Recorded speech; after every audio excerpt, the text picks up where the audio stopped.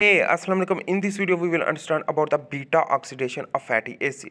So, why the beta oxidation of fatty acid is important and how it can boost and how to produce energy from the fat.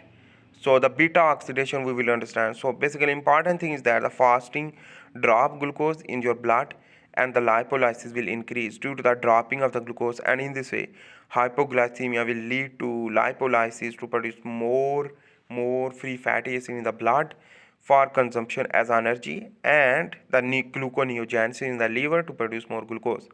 Lipolysis produce glycerol and free fatty acid in the blood will lead to increase the triacylglycerol also in the blood, and the beta oxidation start in mitochondria. So mitochondria is very important for the beta oxidation.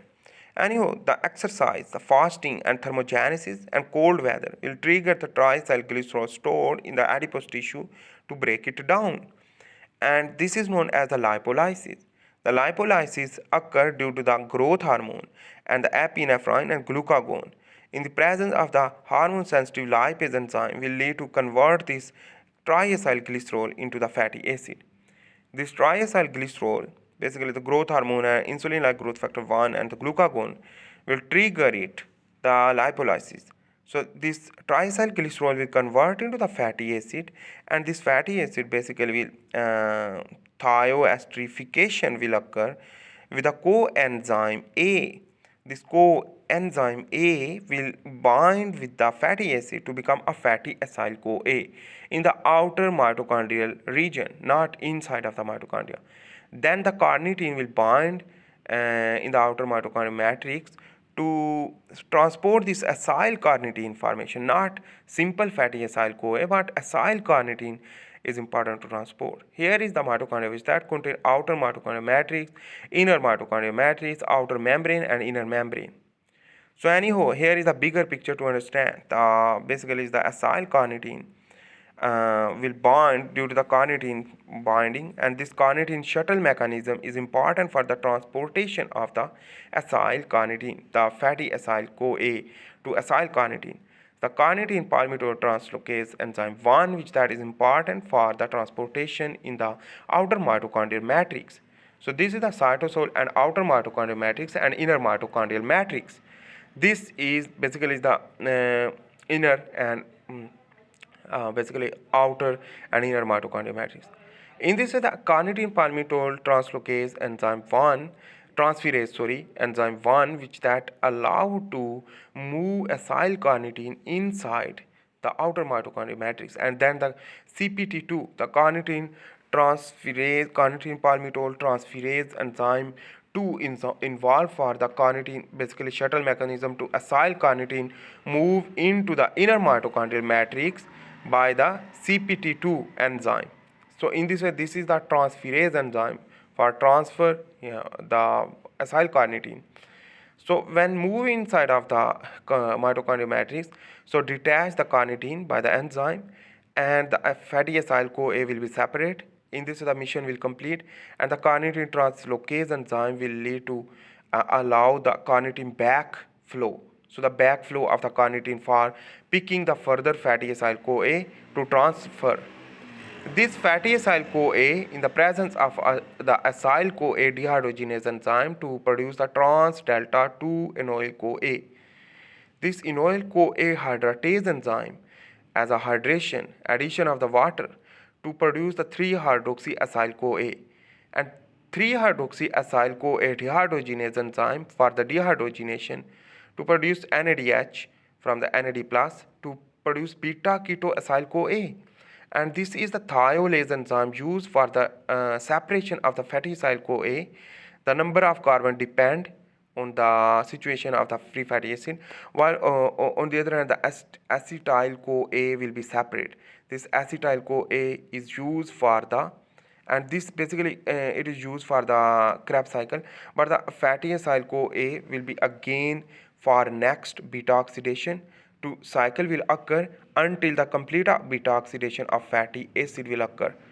So the 3-hydroxyacyl CoA will also use in the liver to produce the ketone body, alpha ketoglutarate, beta hydroxybutyrate, acetone and acetoacetate, which that is due to the low level of the glucose, the ketone will be used as a energy in the brain and muscle efficiently as compared to the glucose, and in this the beta oxidation also possible, and in this way the fat will produce the ketones, and this ketones is the alternate form of the glucose, and the keto adaptation will occur with the passage of time. In this, the Krebs cycle produces 10 ATP by the 1-acetyl-CoA used from the beta oxidation.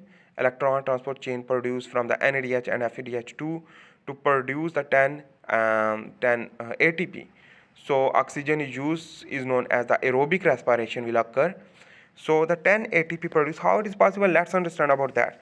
For just understanding, important things you should need to understand, the more and more basically ATP will produce as compared to the glucose. So the complete oxidation, the beta oxidation produce more ATP. Anyhow, that is a different topic. We are not calculating. So just understand, let's understand about the beta oxidation, the mechanism. Here is the fatty acyl CoA, which that is under the beta oxidation. So the alpha and beta carbon is here. So the dehydrogenation will occur, and in this way the oxidation process, in this way the reduction of the FAD plus to the FADH2 in the presence of the acyl CoA dehydrogenase enzyme will donate the hydrogen to the FAD plus to become a reduction of FADH2. In this way the oxidation of the fatty acyl CoA while the reduction of the FADH2 will occur, FAD plus to occur. In this way, here is the trans delta 2 enoyl CoA formation will occur, and in this the double bond will occur. One is the pi bond and one is the sigma. The pi bond is very loose, easy to detach again, easy to basically reverse. In this way, here is the this is the hydration process. In this way, the next is the hydration process. In this way, the enoyl CoA hydratase enzyme used for the hydration to add the hydroxyl group and the proton from the breakdown of the water. So the water will donate the hydroxyl group in the beta carbon and the hydrogen to the alpha carbon. So this formation will lead to 3-L-hydroxyacyl CoA formation will occur. This 3-L-hydroxyacyl CoA in the terminal of the fatty acid, fatty acyl CoA, to become a basically 3-L-hydroxyacyl CoA, and this 3-L-hydroxyacyl CoA dehydrogenase enzyme used for the oxidation for the NAD plus reduction to NADH, and in this way the next molecule is the beta ketoacyl CoA, because the beta carbon contain a double bond keto group, and in this way the coenzyme A reduced form will donate the proton to the basically the beta side. So in this the beta side will donate this proton. So in this way the separation will occur, and in this way important thing is that the proton will donate to the it is known as the thiolysis, and in this the beta ketothiolase enzyme used to donate the proton to the acetyl group. So in this the acetyl CoA formation will occur, while the coenzyme A will bind with the fatty acid. So to become a fatty acyl CoA, and acetyl CoA will 2 carbon containing fatty acid compound intermediate for the energy production in the Krebs cycle, and the basically is the oxidation of the for production of energy will occur. In this way the use fatty acid CoA, fatty acyl CoA for again beta oxidation until complete oxidation of fatty acid. In this way again fatty acyl CoA will occur for the beta oxidation to produce more acetyl CoA, and in this way the complete beta oxidation and the complete fatty acid oxidation will occur, and in this way the acetyl CoA will use for the Krebs cycle to produce ATP. Anyhow, this is the important things, and in this the FADH2 produce 1.5 ATP and NADH produce 2.5 ATP, and the total basically 4 ATP. And important thing is that the 1 ATP from the Krebs cycle. So importantly is that the 5 ATP will produce, but the other 5 ATP also produce to become a total ATP is 10 ATP due to the electron transport chain also produced from the NADH and FADH2. So you can calculate that. So I hope you make sense about that. This is the beta oxidation.